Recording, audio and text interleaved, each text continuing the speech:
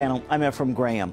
The White House is beset by a trio of scandals. Controversial actions by the IRS, the State Department, and Attorney General Eric Holder have President Obama in full damage control. President Obama's second-term agenda is quickly being overshadowed by a steady stream of congressional investigations, from Benghazi to the IRS targeting conservative groups to the Justice Department seizing of Associated Press phone records.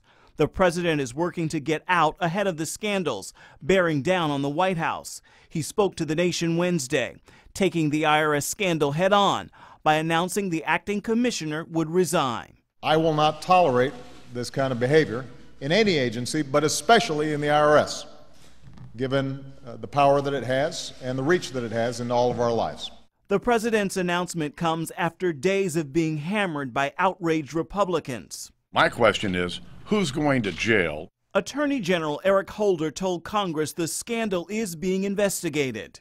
The FBI is coordinating with the Justice Department to see if any laws were broken. I think, as everyone can agree, if not criminal, they were certainly outrageous and unacceptable. Even Democrats are criticizing the president, accusing him of being too passive and not responding quickly enough to the scandals.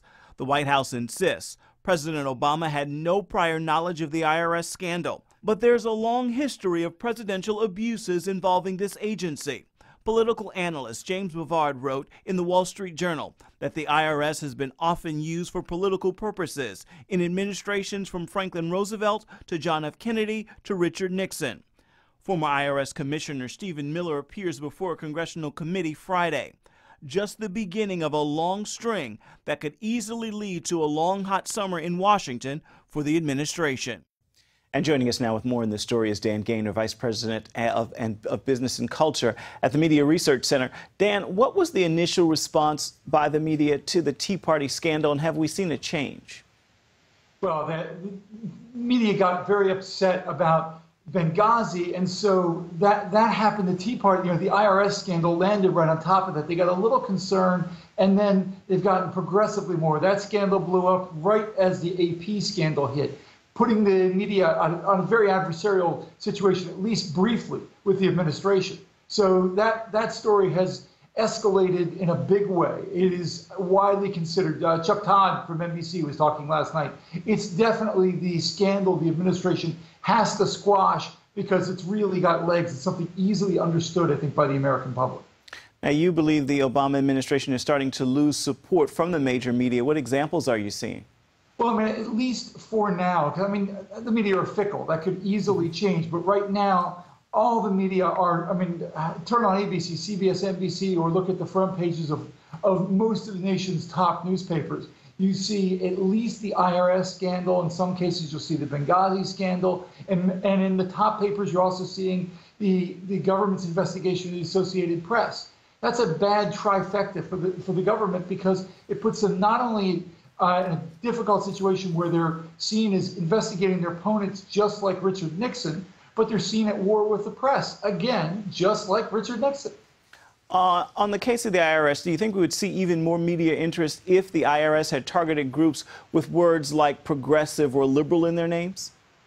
If George Bush had investigated left-wing groups with the IRS, or even if it had happened under his administration, the media would be going absolutely bonkers. There are almost no words for how many stories and how extravagant the attacks would be on the administration. But at least they are covering this. They are going and interviewing, as the Washington Post did today, talking to people who went through the mill with this, who had groups that were trying to become nonprofits and either, in some cases, many cases, gave up because the administration was so difficult to deal with and asked so many intrusive questions. Well, as you said just a moment ago, these scandals are bringing up repeated references to the Nixon era. Do you think the press will go after Obama like they went after Nixon? No, absolutely not. But one thing is different than that era. There is an existing conservative media out there. It's not huge, but there's enough of it that it might be able to sustain the story a little bit. We've shown how that can happen with Gosnell. So I think conservative media feels a little bit more emboldened to be aggressive here, to go do some digging. You saw whether it was The Blaze or some other outlets, certainly our own CNSnews.com, have all moved this story forward. Well, Dan, the Obama administration is actually known for its hostility toward the press. Why have they covered for him all these years? Well, Obama administration's hostility to the press goes back to before he even became president, when he kicked off reporters off the campaign plane because their newspaper endorsed his opponent. But they continue to stick with him because they adore not just Obama and his policies, they adore the Obama story. Any journalist can look at the Obama story and say anybody can grow up to be president. It's a good story.